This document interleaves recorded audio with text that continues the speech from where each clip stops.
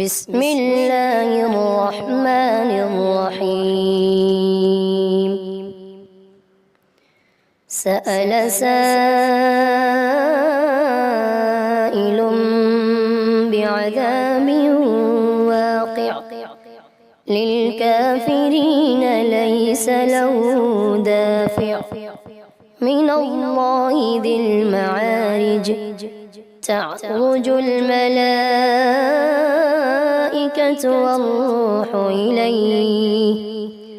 والروح إليه في يوم كان مقداره 50,000 سنة فاصبر صبرا جميلا إنهم يرونه بعيدا ونراه قريبا يوم تكون السماء كالمهل وتكون الجبال كالعهن ولا يسأل حميم حميما يبصرونهم يود المجرم لو يفتدي من عذاب يومئذ ببنيه وصاحبته وأخيه وفصيلته التي تؤويه ومن في الأرض جميعا ثم ينجيه كلا إنها لظى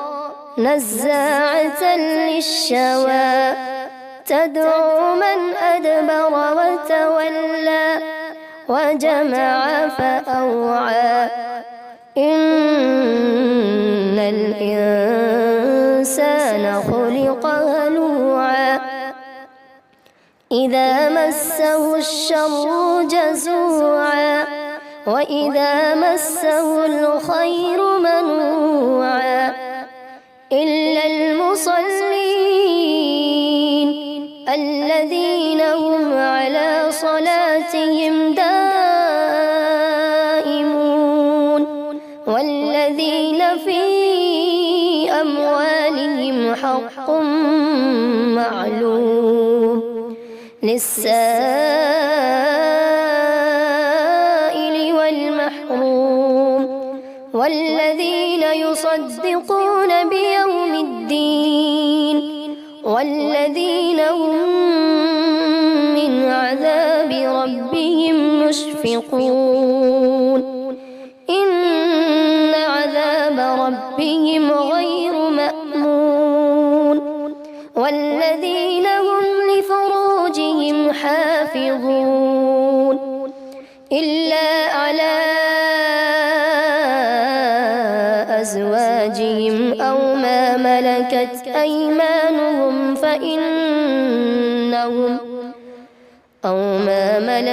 أيمانهم فإنهم غير ملومين فمن ابتغى وراء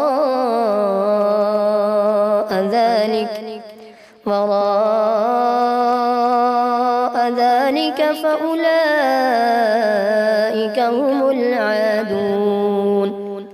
والذين هم لأماناتهم وعهدهم راعون والذين هم بشهاداتهم قائمون والذين هم على صلاتهم يحافظون أولئك في جنات مكرمون فما للذين كفروا قبلك مهطعين عن اليمين وعن الشمال عزين أيطمع كل امرئ منهم أن يدخل جنة نعيم كلا إنا خلقناهم مما يعلمون فلا أقسم برب المشارق والمغارب إنا لقادرون على أن نبدل خيرا منهم وما نحن بمسبوقين فذرهم يخوضوا ويلعبوا حتى يلاقوا يومهم الذي يوعدون يوم يخرجون من الأجداث سراعا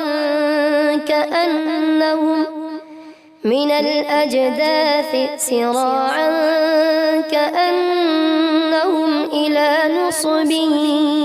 يوفضون